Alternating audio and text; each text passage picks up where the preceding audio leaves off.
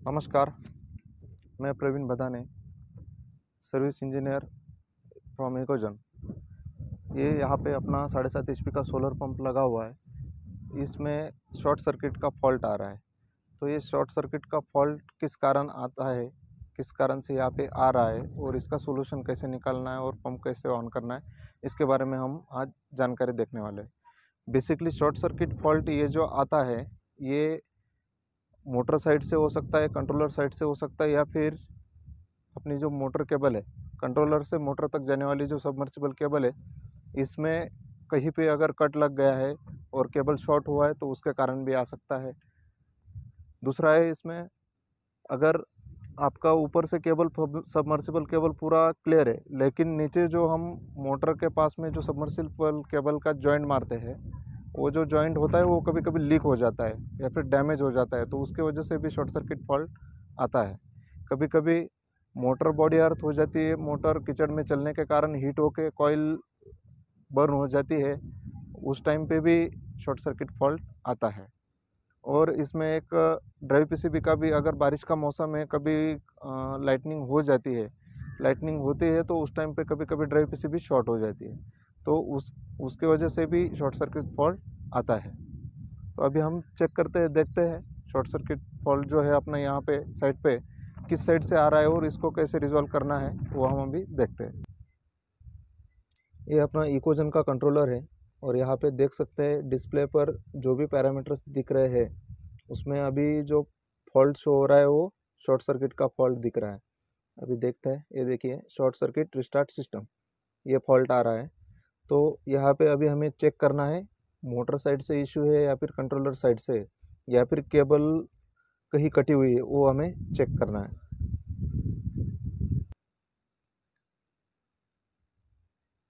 अभी हम पहले क्या करेंगे, अपना जो मल्टीमीटर है वो लेंगे और उससे मोटर की कंटिन्यूटी आती है कि नहीं वो पहले चेक कर लेंगे। ये मल्टीमीटर मैंने लिया है, यहाँ पे मैंने कंटिन्यूटी मोड पे सिलेक्ट किया हुआ है, वहाँ पे रेजिस्टेंस और कंटिन्यूटी हमें मिल जाएगा। देखते हैं अभी कंटिन्यूटी बराबर से आ रही है कि नहीं आ रही है। मोटर का कंटिन्यूटी चेक करने के लिए मैं ये जो अपना ड्राइव पीसीबी से आउटपुट सप्लाई जाता है मोटर के लिए, आर वाई और बी, यहाँ पे जो फेज लगे हुए हैं, तीनों फेज का यहाँ से मैं कंटिन्यूटी चेक करूँगा।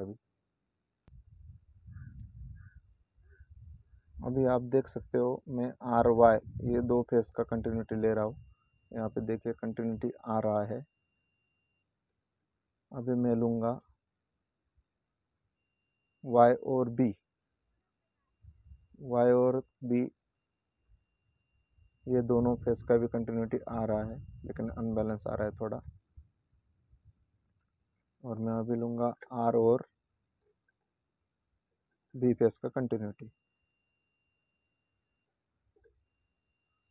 ये भी आ रहा है, कंटिन्यूटी आ रहा है, मतलब तीनों फेज का कंटिन्यूटी बराबर आ रहा है। तो अभी हमें मोटर केबल चेक करना पड़ेगा और मोटर चेक करना पड़ेगा कि इशू क्या है एक्चुअली।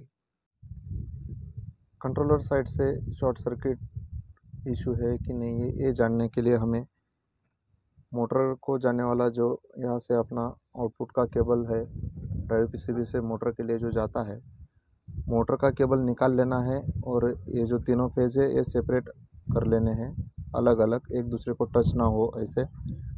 और सिस्टम रिस्टार्ट करने के बाद जैसे अपना डिस्प्ले नॉर्मली ऑन रहता है, यहाँ पे कोई फॉल्ट वगैरह कुछ शो नहीं कर रहा है, ऐसी सिचुएशन में हमें यहाँ से स्विच ऑन करना है और स्विच ऑन करने के बाद डिस्प्ले पर MTR phase loss restart system ये फॉल्ट आना चाहिए। अगर ये फॉल्ट आता है तो अपना कंट्रोलर ओके है, ये समझ में आ जाता है। देखिए अभी हमने रिस्टार्ट किया, उसके बाद फॉल्ट आया है। अभी यहाँ पे रेड लाइट जला है और डिस्प्ले पर MTR phase loss restart system बता रहा है। अभी दिखाएगा, देखिए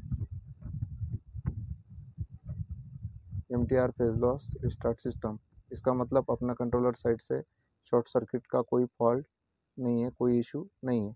अपना जो भी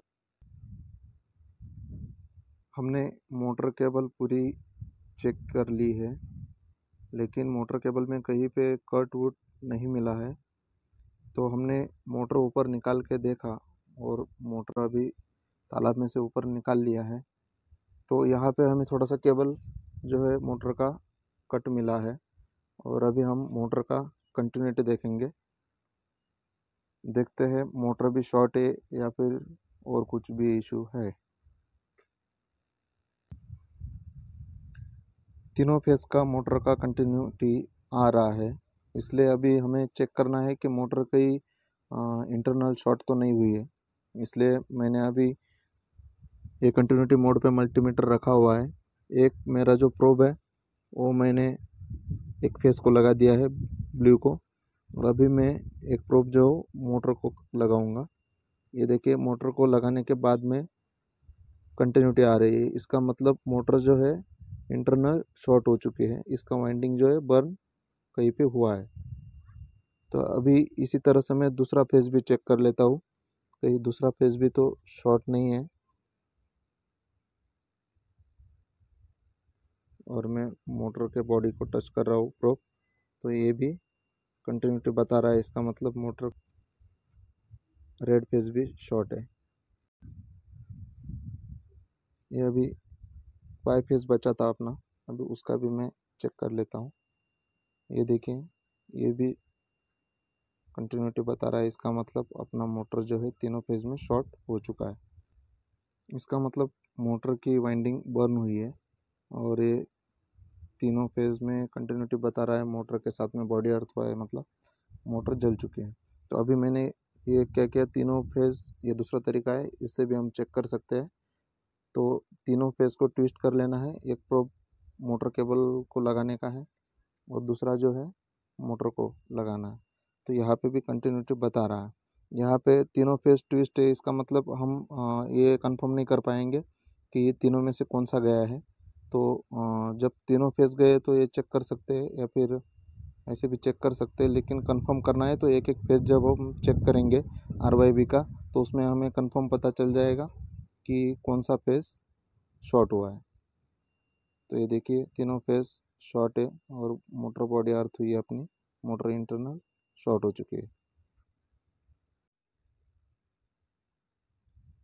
अभी हमें इस साइड पे ये मोटर जो है शॉर्ट मिली है, इसके कारण ये कंपनी को सर्विस के लिए भेजना पड़ेगा और यहाँ पे दूसरा मोटर रिप्लेस करना पड़ेगा। तो अभी मैंने साथ में दूसरा मोटर लाया है, तो मैं यहाँ पे रिप्लेस कर दूँगा। हमारे पास ऑप्शन यही है कि ये मोटर सर्विस को भेजना और यहाँ पे दूसरा रिप्लेस करना।